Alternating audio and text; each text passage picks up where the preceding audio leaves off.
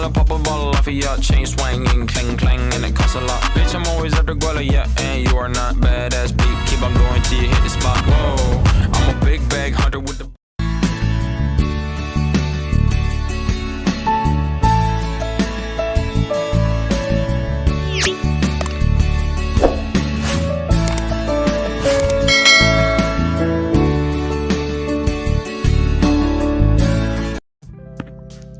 Shalom, salam damai sejahtera untuk kita semua. Bertemu lagi dengan saya Narmar Davidson Toto. Di video kali ini saya akan menjelaskan materi tentang menelusuri konsep dan urgensi Pancasila sebagai sistem etika. Jadi baik teman-teman, langsung saja kita mulai dari pembahasan yang pertama, konsep Pancasila sebagai sistem etika. Dari bagian A, pengertian etika. Jadi istilah etika berasal dari bahasa Yunani, ethos yang artinya tempat tinggal yang biasa, padang rumput, kandang, kebiasaan adat, watak, perasaan, sikap, cara berpikir. Secara etimologis, etika berarti ilmu tentang segala sesuatu yang biasa dilakukan atau ilmu tentang adat kebiasaan. Dalam arti ini, etika berkaitan dengan kebiasaan hidup yang baik, tata cara hidup yang baik, baik dari diri seseorang maupun masyarakat. Kebiasaan hidup yang baik ini dianut dan diwariskan dari satu generasi ke generasi yang lain. Dalam arti ini, etika sama makna dengan moral. Etika dalam arti yang luas ialah ilmu yang membahas tentang kriteria baik dan buruk. Etika pada umumnya mengerti sebagai pemikiran filosofis mengenai segala sesuatu yang dianggap baik atau buruk dalam perilaku manusia. Keseluruhan perilaku manusia dengan norma dan prinsip-prinsip yang mengaturnya itu kerap kali disebut moralas atau etika. Lasi menjelaskan bahwa 6 pengertian nilai dalam penggunaan secara umum yaitu sebagai berikut. Yang pertama, sesuatu yang fundamental yang dicari orang sepanjang hidupnya. Yang kedua, suatu kualitas atau tindakan yang bermarga, kebaikan, makna atau pemenuhan karakter untuk kehidupan seseorang. Yang ketiga, suatu kualitas atau tindakan sebagian membentuk identitas seseorang sebagai pengevaluasian diri, penginterpretasian diri, dan pembentukan diri. Yang keempat, suatu kriteria fundamental bagi seseorang untuk memilih sesuatu yang baik di antara berbagai kemungkinan tindakan. Yang kelima, suatu standar yang fundamental yang dipegang oleh seseorang ketika bertingkah laku bagi dirinya dan orang lain. Yang keenam, suatu objek nilai, suatu hubungan yang tetap dengan sesuatu yang sekaligus membentuk hidup berharga dengan identitas kepribadian seseorang. Objek nilai mencangkup karya seni, teori ilmiah, teknologi, objek yang disucikan, budaya, tradisi, lembaga, orang lain, dan alam itu sendiri. Yang berikut kita masuk ke bagian B, aliran-aliran etika. Jadi ada beberapa aliran etika yang dikenal dalam bidang filsafat, meliputi etika keutamaan, teleologis, deontologis. Etika keutamaan atau etika kebajikan adalah teori yang mempelajari keutamaan atau virtue, artinya mempelajari tentang perbuatan manusia itu baik atau buruk. Etika kebajikan ini mengarahkan perhatiannya kepada keberadaan manusia. Beberapa watak yang terkandung dalam nilai keutamaan adalah baik hati, ksatria, belas kasih, terus terang, bersahabat, murah hati, bernalar, percaya diri, penguasaan diri, sadar, suka bekerja sama, berani, santun, jujur, terampil, adil, setia, ugahari atau bersahaja, disiplin, mandiri, bijaksana, peduli, dan toleran. Orang yang memelihara metabolisme tubuh untuk mendapatkan kesehatan yang prima juga dapat dikatakan sebagai bentuk penguasaan diri yang disiplin. Etika teleologis adalah teori yang menyatakan bahwa hasil dari tindakan moral menentukan nilai tindakan atau kebenaran tindakan, dan di dalamnya dengan kewajiban seseorang yang mungkin berniat sangat baik atau mengikuti asas-asas moral jelek, maka tindakan tersebut dinilai secara moral sebagai tindakan yang tidak etis. Yang berikut kita masuk ke bagian C, etika Pancasila. Jadi etika Pancasila adalah cabang filsafat yang dijabarkan dari sila-sila Pancasila untuk mengatur perilaku kehidupan bermasyarakat, berbangsa, dan bernegara di Indonesia. Oleh karena itu, dalam etika terkandung nilai-nilai ketuhanan, kemanusiaan, persatuan, kerakyatan, dan keadilan. Kelima nilai tersebut membentuk perilaku manusia Indonesia dalam semua aspek kehidupannya. Sila ketuhanan mengandung dimensi moral berupa nilai spiritualitas yang mendekatkan diri manusia kepada Sang Pencipta, ketaatan kepada nilai agama yang dianutnya. Sila kemanusiaan mengandung dimensi humanus, artinya menjadikan manusia lebih manusiawi, yaitu upaya meningkatkan kualitas kemanusiaan dalam pergaulan antar sesama. Sila persatuan mengandung dimensi nilai solidaritas, rasa kebersamaan atau misen, cinta tanah air. Sila kerakyatan mengandung dimensi nilai berupa sikap menghargai orang, mau mendengar pendapat orang lain, tidak melaksanakan kehendak kepada orang lain. Sila keadilan mengandung dimensi nilai mau peduli atas nasib orang lain, kesediaan membantu kesulitan orang lain. Yang berikut kita masuk ke bagian yang kedua, urgensi Pancasila sebagai sistem etika. Jadi pentingnya Pancasila sebagai sistem etika terkait dengan problem yang dihadapi bangsa Indonesia sebagai berikut. Yang pertama, banyaknya kasus korupsi yang melanda negara Indonesia sehingga dapat melemahkan sendi-sendi kehidupan berbangsa dan bernegara. Yang kedua, masih terjadinya aksi terorisme yang mengatasnamakan agama sehingga dapat merusak semangat toleransi dalam kehidupan antar umat beragama dan meluluh latakan semangat persatuan atau mengancam disintegrasi bangsa.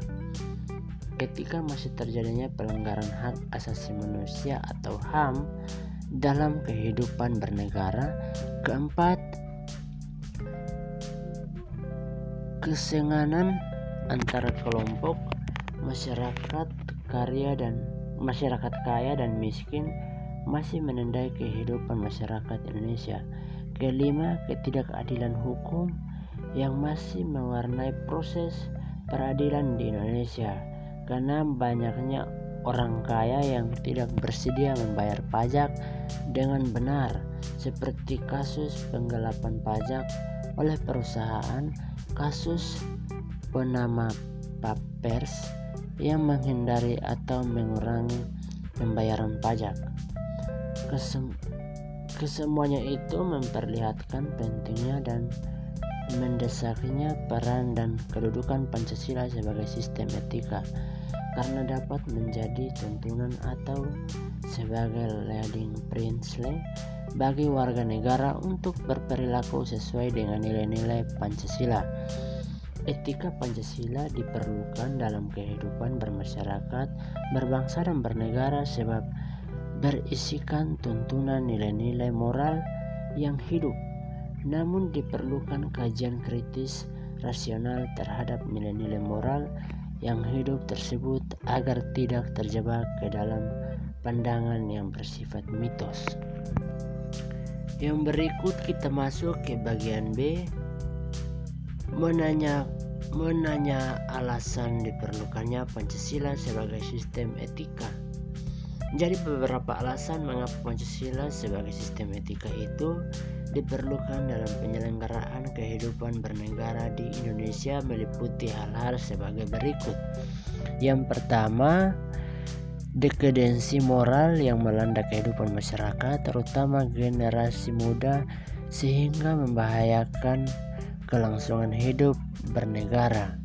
Generasi muda yang tidak mendapat pendidikan karakter yang memadai dihadapkan pada pluralitas nilai yang melanda Indonesia sebagai akibat globalisasi, sehingga mereka kehilangan arah. Dekadensi moral itu terjadi ketika pengaruh globalisasi tidak sejalan dengan nilai-nilai Pancasila, tetapi justru nilai-nilai dari luar berlaku dominan. Kedua, korupsi akan bersimah harajalela karena para penyelenggara negara tidak memiliki rambu-rambu normatif dalam menjalankan tugasnya. Para penyelenggara negara tidak dapat membedakan batasan yang boleh dan tidak pantas, dan tidak baik dan buruk. Pancasila sebagai sistem etika terkait dengan pemahaman atas kriteria baik dan buruk. Al-Jaibam menjelaskan bahwa baik dan buruk merupakan dua hal yang terpisah. Namun baik dan buruk itu eksis dalam kehidupan manusia. Maksudnya godaan untuk melakukan perbuatan buruk selalu muncul ketika seseorang menjadi pejabat dan mempunyai peluang untuk melakukan tindakan buruk atau korupsi, maka hal tersebut dapat terjadi pada siapa saja. Oleh karena itu, simpulan RCB maksimalkan kebaikan, minimalkan keburukan. Yang berikut kita masuk ke bagian 3, kurangnya rasa perlu berkontribusi dalam membangun melalui pembayaran pajak. Hal tersebut terlihat dari kepatuhan pajak yang masih rendah, padahal peranan pajak dari tahun ke tahun semakin meningkat dalam membiayai APBN. Pancasila sebagai sistem etika akan mendapat pengarahan wajib pajak untuk secara sadar memenuhi kewajiban perpajakan dengan baik. Dengan kesadaran pajak yang tinggi, maka program pembangunan yang tertuang dalam APBN akan dapat dijalankan dengan sumber penerimaan dari sektor perpajakan.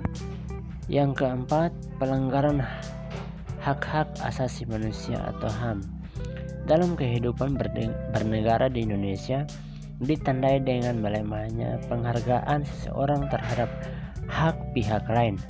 Kasus-kasus pelanggaran HAM yang dilaporkan di berbagai media seperti penganiayaan terhadap pembantu rumah tangga, penelantaran anak-anak yatim oleh pihak-pihak yang seharusnya melindungi, kekerasan dalam rumah tangga, dan lain-lain. Kesemuanya itu menunjukkan bahwa kesadaran masyarakat terhadap nilai-nilai Pancasila sebagai sistem etika belum berjalan maksimal. Oleh karena itu, di samping diperlukan sosialisasi sistem etika Pancasila, diperlukan pula penjabaran sistem etika ke dalam peraturan perundang-undangan tentang HAM. Yang kelima, kerusakan lingkungan yang berdampak.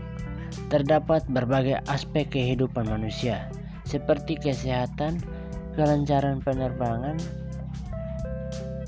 nasib generasi yang akan datang, global warming, perubahan cuaca, dan lain sebagainya. Kasus-kasus tersebut menunjukkan bahwa kesadaran terhadap nilai-nilai Pancasila sebagai sistem etika belum mendapat tempat yang tepat di hati masyarakat.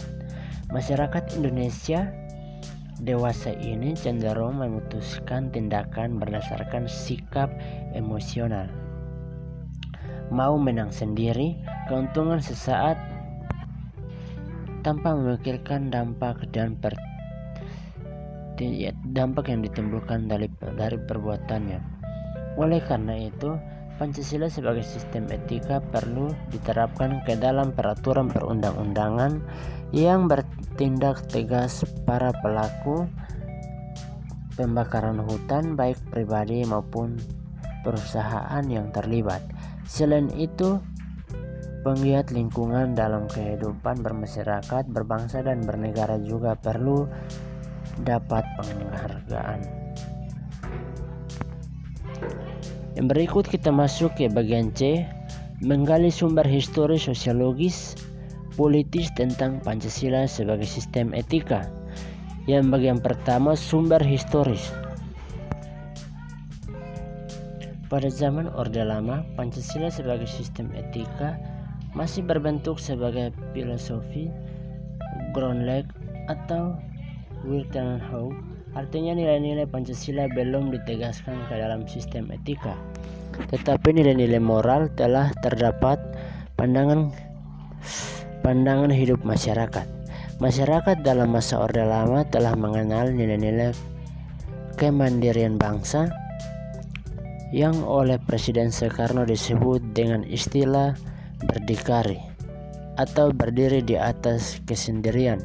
Pada zaman Orde Baru, Pancasila sebagai sistem etika disosialisasikan melalui penataran P4 dan diinstitusionalkan dalam wadah BP7. Ada banyak butir pada era reformasi. Pancasila sebagai sistem etika tenggelam dalam hiruk-pikuk perbuatan kekuasaan yang menjurus kepada pelanggaran etika politik. Salah satu bentuk pelanggaran etika politik adalah abuse of power, baik oleh penyelenggara negara, legislatif, eksekutif maupun yudikatif. Penyalahgunaan kekuasaan atau kewenangan ialah yang menciptakan korupsi di berbagai kalangan penyelenggara negara.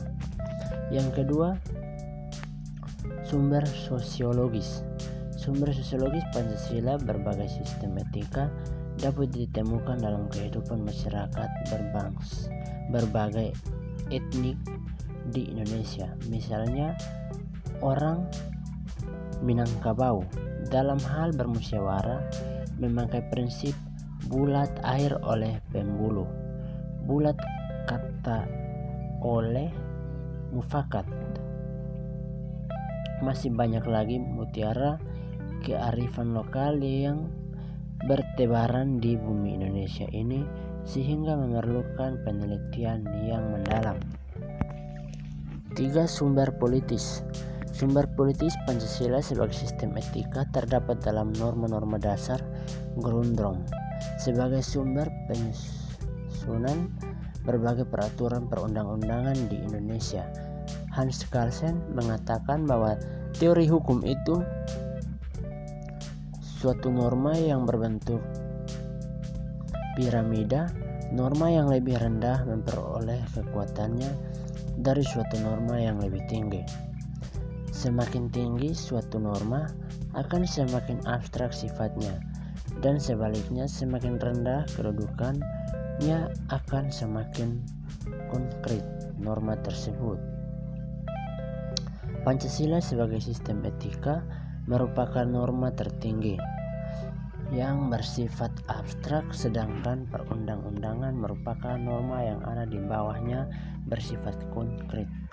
Etika politik mengatur masalah perilaku politikus, berhubungan juga dengan praktik institusi sosial hukum, komunitas, struktur-struktur sosial, politik, ekonomi. Etika politik memiliki 3 dimensi, yaitu tujuan, sarana, dan aksi politik itu sendiri.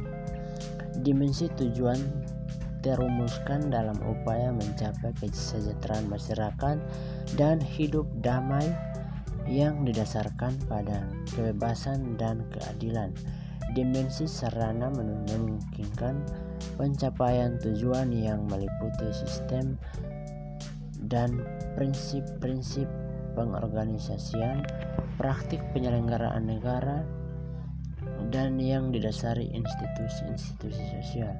Dimensi aksi politik berkaitan dengan perilaku, pemegangan peran sebagai pihak yang menentukan rasionalitas politik. Rasionalitas politik terdiri atas rasionalitas tindakan dan keutamaan. Tindakan politik dinamakan rasional bila pelaku mempunyai orientasi sesuai dengan paham permasalahan.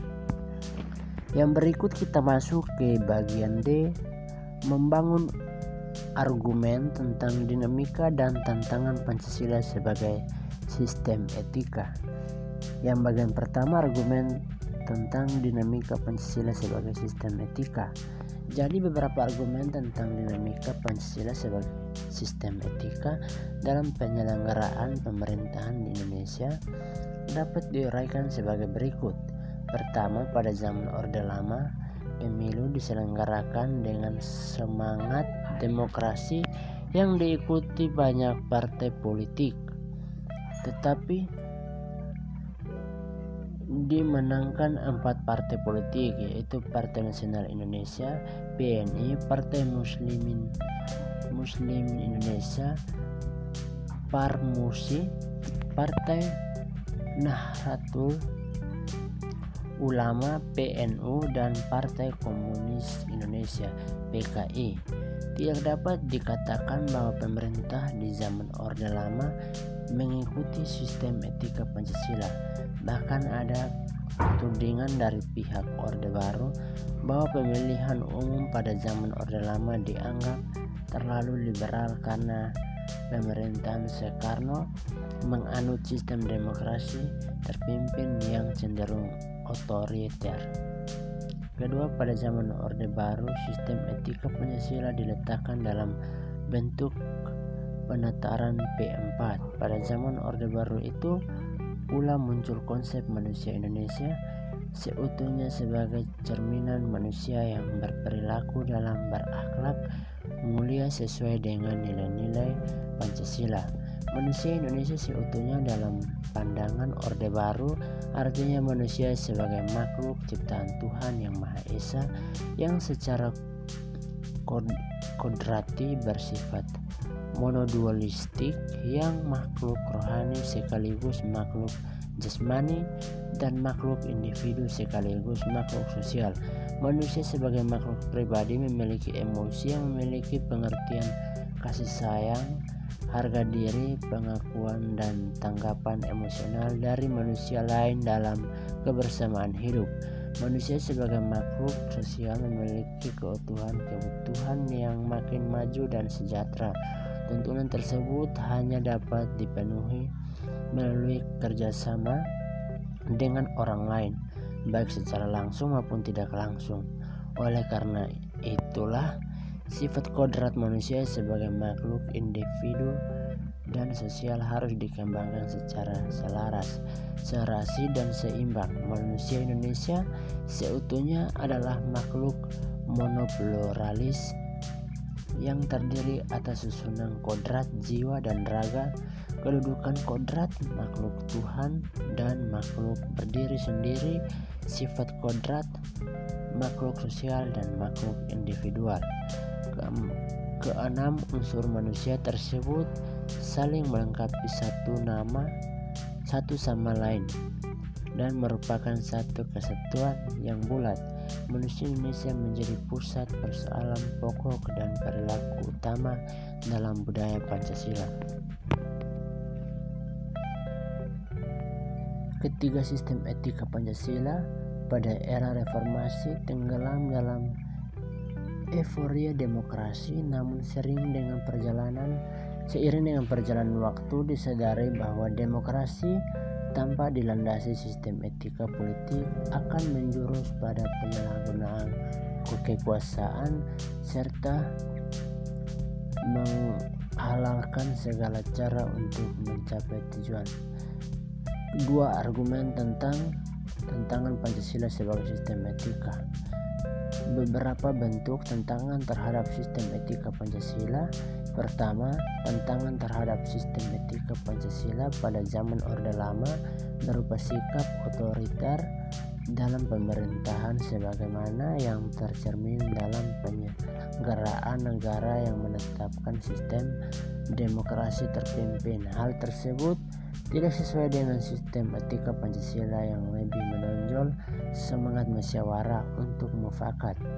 Kedua, tantangan terhadap sistem etika Pancasila pada zaman Orde Baru terkait dengan masalah NKK, nepotisme, kolusi, dan korupsi yang merugikan penyelenggaraan negara. Hal tersebut tidak sesuai dengan keadilan sosial karena nepotisme, kolusi, dan korupsi hanya menguntungkan segelintir orang atau kelompok tertentu. Ketiga, tantangan terhadap sistem etika Pancasila pada era reformasi berupa euforia kebebasan berpolitik sehingga mengabaikan norma-norma moral.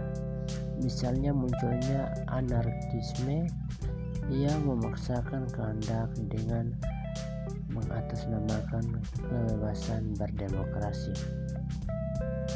Yang berikut kita masuk ke bagian E, mendeskripsikan esensi dan urgensi Pancasila sebagai sistem etika. Esensi Pancasila sebagai sistem etika. Hakikat Pancasila sebagai sistem etika terletak pada hal-hal sebagai berikut. Yang pertama, hakikat sila ketuhanan terletak pada keyakinan bangsa Indonesia bahwa Tuhan sebagai penjamin prinsip-prinsip moral. Artinya setiap perilaku warga negara harus didasarkan atas nilai-nilai moral yang bersumber pada norma agama. Setiap prinsip moral yang beralaskan pada norma agama, maka prinsip tersebut memiliki kekuatan force untuk dilaksanakan oleh pengikut-pengikutnya. Yang kedua, hakikat sila kemanusiaan terletak pada actus humanus, yaitu tindakan manusia yang mengandung implikasi dan konsekuensi moral yang dibedakan dengan actus humani, yaitu tindakan manusia yang biasa. Tindakan kemanusiaan yang mengandung implikasi moral diungkapkan dengan cara dan sikap yang adil dan beradab sehingga menjamin tata pergaulan antar manusia dan antar makhluk yang bersendikan nilai-nilai kemanusiaan yang tertinggi, yaitu kebajikan dan kearifan.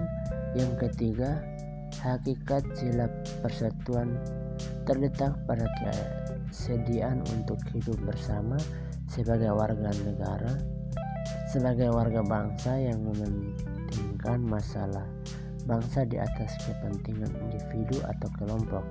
Sistem etika yang berlandaskan pada semangat kebersamaan, solidaritas sosial akan melahirkan kekuatan untuk menghadapi penetrasi nilai yang bersifat memecah belah bangsa. Keempat, hakikat sila kerakyatan terletak pada prinsip musyawarah untuk mufakat, artinya menghargai diri sendiri sama halnya dengan menghargai orang lain. Kelima, hakikat sila keadilan sosial bagi seluruh rakyat Indonesia merupakan perwujudan dari sistem etika yang tidak menekankan pada kewajiban semata deontologis atau menekankan pada tujuan belaka teleologis, tetapi lebih menonjolkan keutamaan virtue justice yang terkandung dalam nilai keadilan itu sendiri. Yang kedua, urgensi Pancasila sebagai sistem etika. Hal-hal penting yang sangat urgen bagi pengembangan Pancasila sebagai sistem etika meliputi hal-hal sebagai berikut. Yang pertama, meletakkan sila-sila Pancasila sebagai sistem etika berarti menempatkan Pancasila sebagai sumber moral dan inspirasi bagi penentu sikap, tindakan, dan keputusan yang diambil setiap warga negara. Yang kedua, Pancasila sebagai sistem etika memberi guidance bagi setiap warga negara sehingga memiliki orientasi yang jelas dalam tata pergaulan baik lokal, nasional, regional maupun internasional. Yang ketiga, Pancasila sebagai sistem etika dapat menjadi dasar analisis bagi berbagai kebijakan yang dibuat oleh penyelenggara negara sehingga tidak keluar dari semangat negara kebangsaan yang berjiwa Pancasilais. Keempat, Pancasila sebagai sistem etika dapat menjadi filter untuk menyaring pluralitas nilai yang berkembang dalam kehidupan masyarakat berbagai dampak globalisasi yang mengaruhi pemikiran warga negara.